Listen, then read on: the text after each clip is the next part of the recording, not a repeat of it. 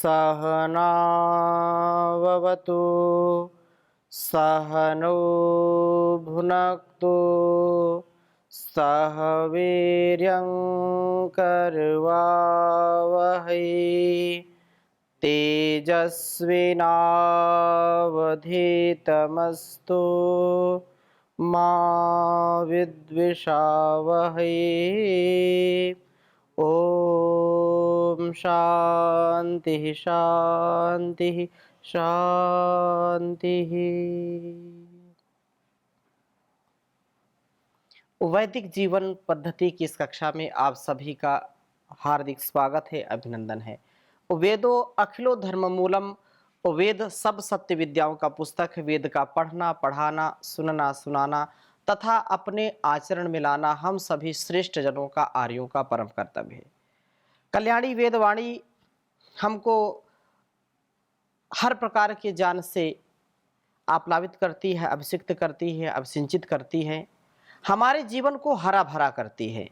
हमारे जीवन में क्या ग्राह्य है, क्या त्याज्य है, क्या हेय है, क्या उपादेय है, उसका सब प्रकार से सब विध यहाँ पर उपदेश दिया जाता है। हम ऋग्वेद के 10वें मंडल के 9वें सूक्त का स्वाध्याय कर रहे थे। बहुत ही सुंदर चर्चा चल रही है। वेदों में जो ज्ञान है, वेदों में जीने का जो ढंग है, वो सारा हमको बताया जाता है। जल और निरोगिता, आरोग्यता के विषय में हमने पहला मंत्र इसका पढ़ा था और लगभग इस सूक्त में जल से संबंधित ये मंत्र हैं। जो जल का प्रयोग ठीक ठीक करते हैं उनके जीवन में कभी रोग नहीं आते। जल है तो कल है, जल है तो जीवन है, जल से ही जीवन चलता है। जल से इस सारे संसार की उत्पत्ति होती है। तो दूसरे मंत्र में भी बहुत सुंदर बात यहाँ कही है कि जल वास्तव में हमारे लिए रस का काम करता है, निरोगता का काम करता है। ये बहुत सुंदर मंत्र हैं। मैं एक एक मंत्र को आपके समक्ष रखूंगा। प्रथम मैं मंत्र लिखता हूं, द्वितीय मंत्र यहाँ पर फिर चर्चा करता हूं। ओम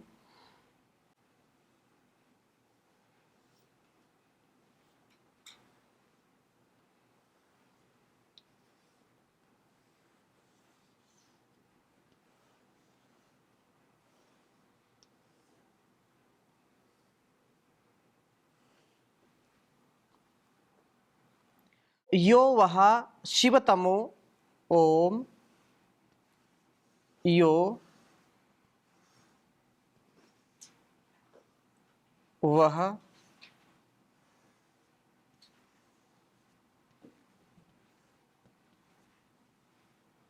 शिवतमो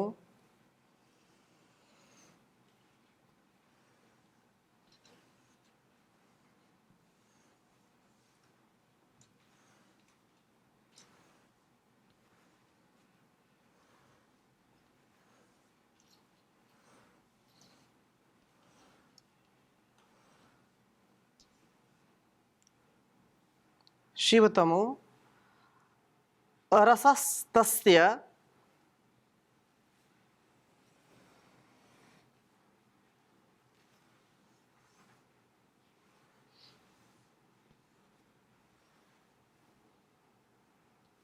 रसस्तस्य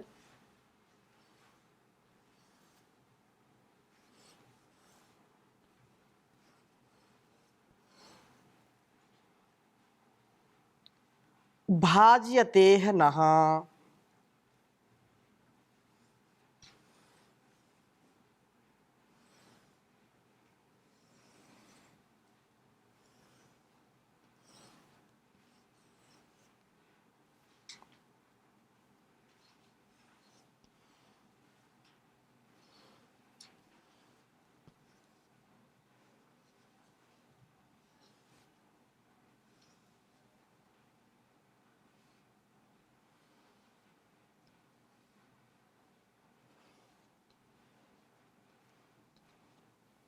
भाजयतेह नः उषतीरिव मातरः।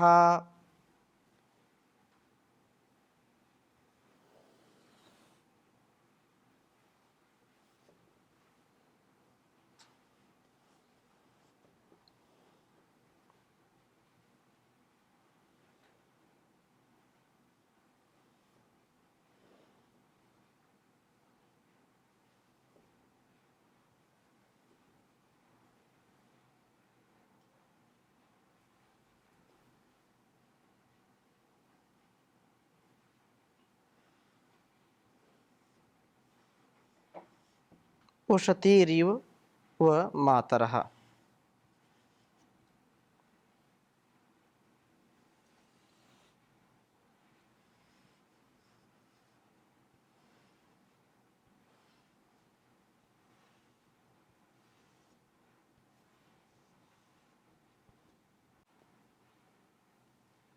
ऋग्वेद के 10वें मंडल का यह 9वां सूक्त चल रहा है, जिसका दूसरा मंत्र है यह।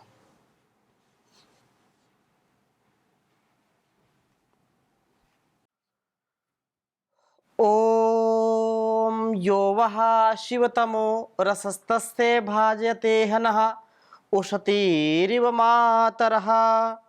ओम यो वः शिवतमो रसस्तस्य भाजयते हनः उषतीरिव मातरः।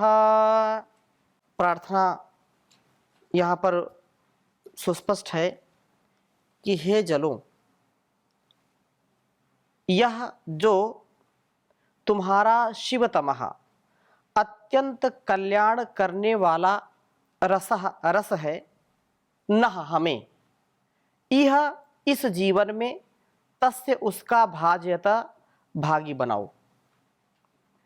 भज सेवायाम, हमें उस रस का उसी प्रकार से सेवन कराओ इव जिस प्रकार से उषती बालक के हित की कामना करती हुई मातरः माताएं बच्चे को स्तन्य अपने दुग्ध से उसका जीवन चलाती हैं, उसके जीवन को संवारती हैं, उसके जीवन को नया आयाम देती हैं, उसको विकसित करने में उनका बड़ा जो महत्वपूर्ण स्थान है।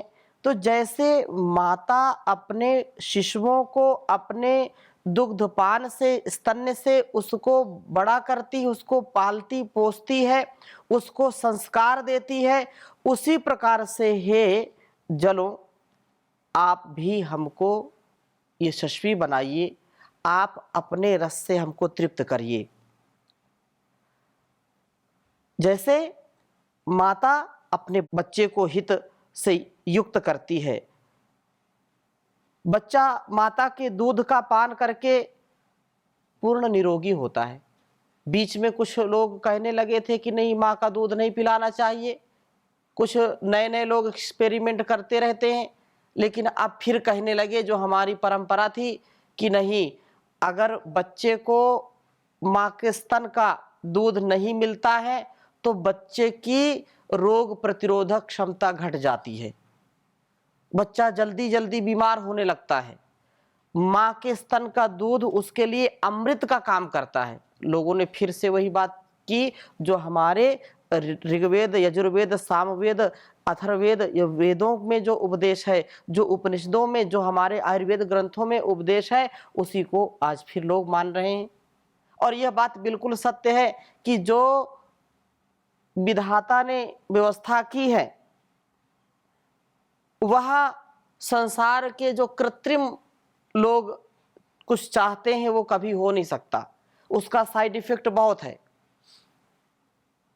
तो जैसे माता के स्तनपान करने से शिशु हृष्ट-पुष्ट होता है, बलवान होता है, बुद्धिमान होता है और निरोगी होता है, रोग प्रतिरोधक क्षमता उसकी बढ़ती जाती है, उसका पावर बढ़ता जाता है।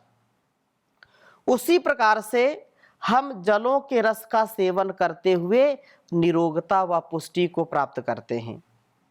तो यह संकेत किया है कि जैसे जल, कितनी सुंदर बात है, जो स्तन्य का अर्थात जो बच्चा माँ का स्तनपान करता है तो कैसे करता है, धीरे धीरे करता है। वैसे ही धीरे धीरे स्तनपान जैसे शिशु करता है और निरोगता को प्राप्त होता है, वैसे ही हम जल का सेवन करें। जल का सेवन गटगट गटगट करके ऊपर से पी लिया तो रोग का कारण है वो। पहले ऐसे लोग पीते नहीं थे। कोई भी व्यक्ति ऐसा ऊपर पानी करके पीता कहीं देखा जाता तो उसको लोग डांट देते, फटकारते, क्या कर रहे हो, तुमको पानी पीने का सलीका नहीं आता, तरीका नहीं आता। लोग तब निरोगी रहते थे, घूंट घूंट करके पानी पीते थे, कोई हड़बड़ तड़बड़ नहीं होती थी, इसलिए शरीर में कोई गड़बड़ नहीं होती थी। तो पानी कैसे पीना है, पानी घूंट घूंट करके पीना, थोड़ा थोड़ा करके पीना है, सिप सिप करके पीना है। तो जल का सेवन हमारे लिए आरोग्यता प्रदान कराने वाला होगा। धीरे धीरे जल को पीना चाहिए और उनका रस लेने का प्रयत्न करना चाहिए। ऐसा करने पर ही जल वास्तव में गुणकारी होता है। सीधा जो जल पीते हैं वो वात को बढ़ाता है, वात प्रकोपित होता है, और जो लोग खड़े होकर के पानी पीते हैं तो उनका तो और ही बुरा हाल हो जाता है, उनके घुटने जल्दी खराब हो जाते हैं, घुटनों में दर्द होगा। गोदुग्ध का विधान है कि उसमें घृत मिला करके खड़े होकर के पिएं, दूध को खड़े होकर के पिएं और पानी को बैठ करके पिएं। यह बहुत ही सुंदर बात कही है। तो जलों का रस हमारे लिए उसी प्रकार से पुष्टिकर व निरोगता को देने वाला है जैसे कि हित कामना करने वाली माता का दूध बच्चे के लिए सदा गुणकारी होता है, कल्याणकारी होता है। जो माताएं अपने शिशुओं को यशस्वी, तेजस्वी और बलवीर से युक्त, दृढ़, बलिष्ठ जिसको बनाना चाहती हैं, तो वो भी इस बात का जरूर ध्यान रखें कि उनका जो भाव है, जो स्वभाव है, वो शिशु के निर्माण में एक एक पल जब लगाती हैं तो वास्तव में उसका निर्माण होता है। और इसी प्रकार से यह जीवन और संपूर्ण जो व्यवस्थाएं हैं वो जल से ही चलती हैं। जल हमारे लिए संपूर्ण आरोग्यता का साधन बन सकता है। पानी न पीने से भी बहुत बीमारियां हैं और पानी ज्यादा गटगट करके पीना वो भी बीमारी कारण बन सकता है। थोड़ा थोड़ा पानी पिए, मुहुर्मुहु, ये क्योंकि आयुर्वेद ग्रंथों में जल के गुणों की बड़ी महिमा गाई है। तीसरे मंत्र में भी, दूसरा मंत्र तो ये है, तीसरे मंत्र में भी बहुत सुंदर बात कही है।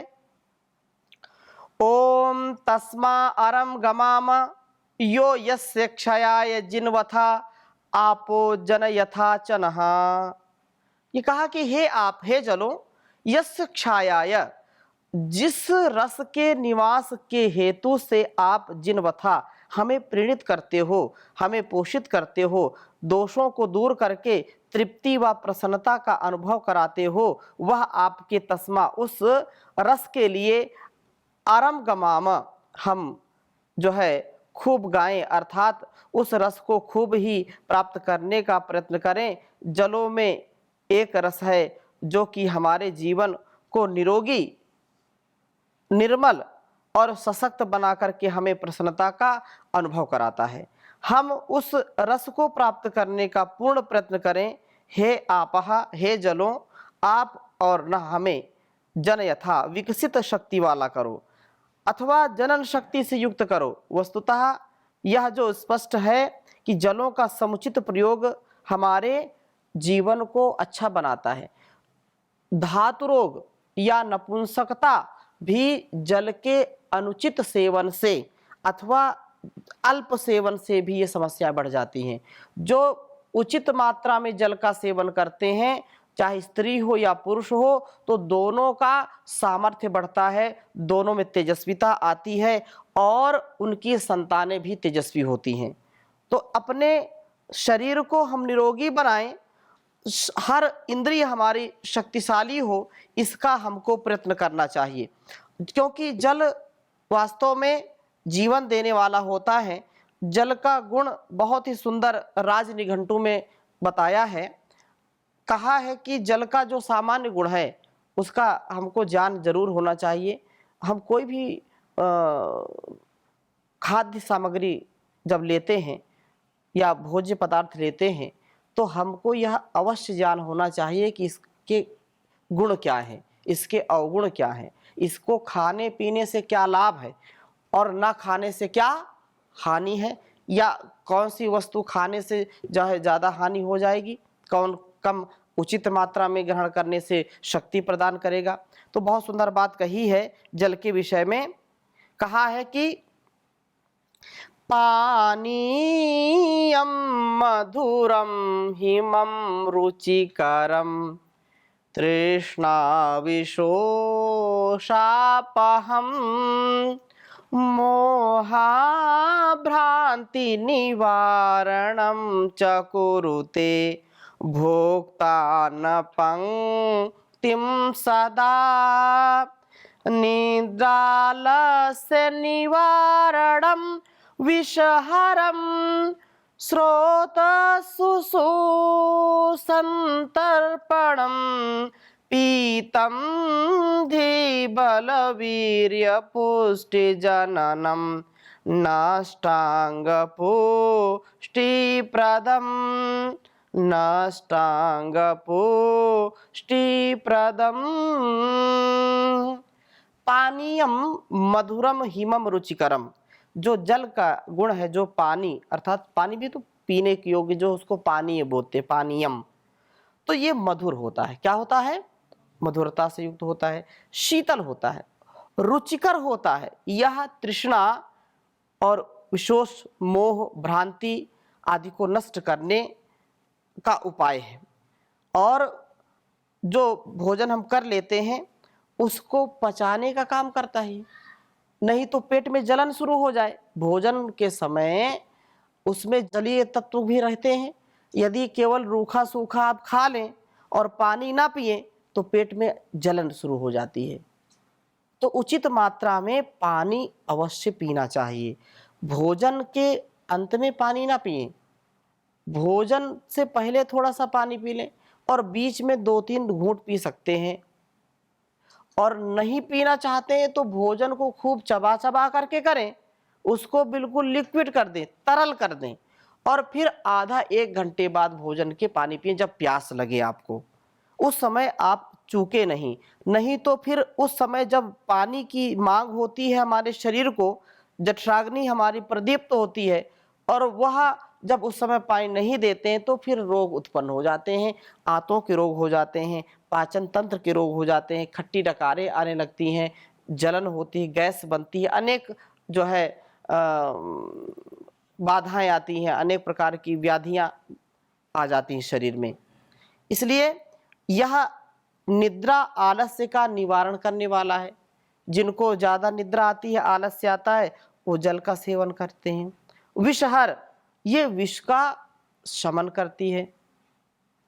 यदि कोई विषाक्त जो है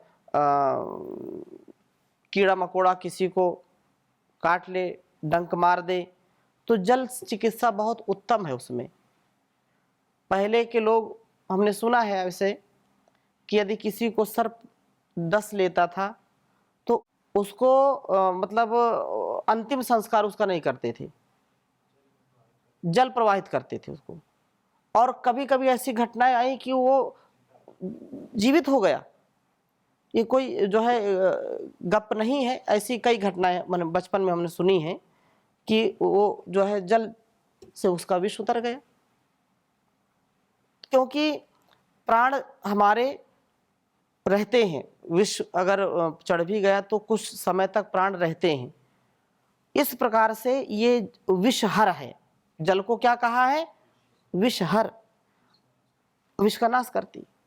और किसी को जो बर होती है ना, भीड़ बोलते हैं, बरिया, हाँ, और तो जरा सा डंक मारते हैं तो फिर उस स्वेलिंग आती है उसमें, आप जो है ठंडे पानी से उसको थोड़ा सा धुल दीजिए, ठंडे पानी में रख दीजिए, बर्फ़ से थोड़ी सिकाई कर दीजिए, बिल्कुल ठीक हो जाएगी।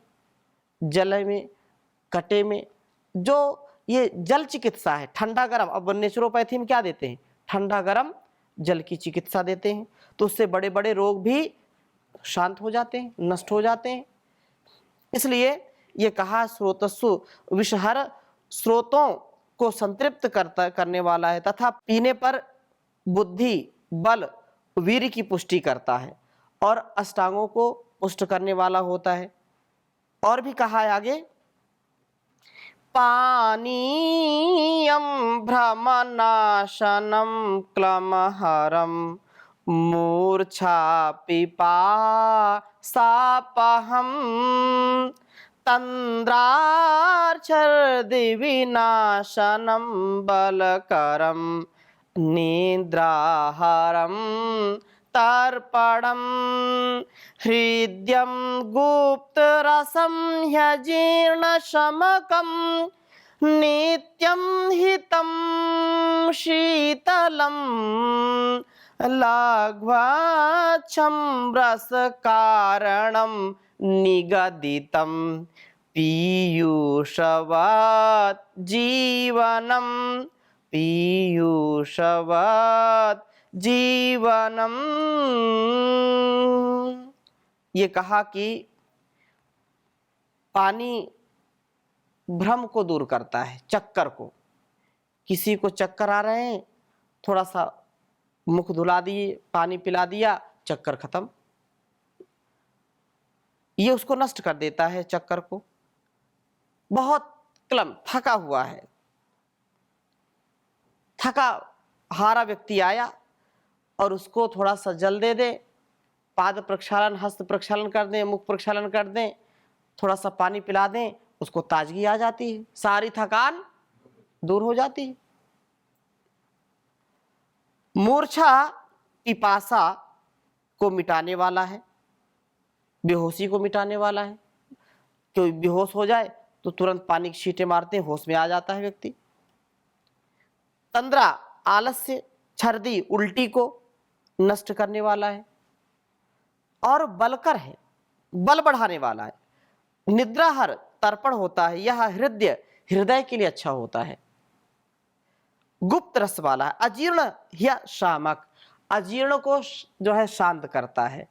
कह रहे हैं कि जब अजीर्ण हो जाए, अरुचि हो जाए, व्यक्ति को खट्टी खट्टी डकारे आते हैं, भोजन करने का मन नहीं होता, भूख लगती नहीं है, तब क्या करें? तो बोला कि आप गुनगुने पानी का सेवन करो और कुछ मत खाओ, दिन भर गुनगुना पानी पियो, उसके साथ जो है बहुत उत्तम है। लंघनम परम औषधम, लंघन करो, सबसे बड़ी औषधि है, और घूंट घूंट पानी पीते रहो। नित्य हितकर, और वह जल शीतल होता है। अच्छा स्वच्छ जल लघु रस का कारण होता है, और यह वास्तव में क्या कहें, यह तो अमृत के समान है। जल क्या है? अमृत के समान है, पीयूषवद है। ये अमृत के समान जीवन देने वाला होता है। इसलिए जल का कभी दुरुपयोग ना करें, जल का सम्मान करें। जल को देवता कहते हैं, जल देवता। तो जल है तो कल है। अपने जीवन को प्रतिपल हम ऐसी सजगता से युक्त रखें। तो अभी क्योंकि जल चिकित्सा का या ये जल के महत्व के मंत्रों का स्वाध्याय हम कर रहे हैं, आगे और हम चर्चा करेंगे। अभी यहीं पर विराम लेते हैं। ओम शांति शांति शांति।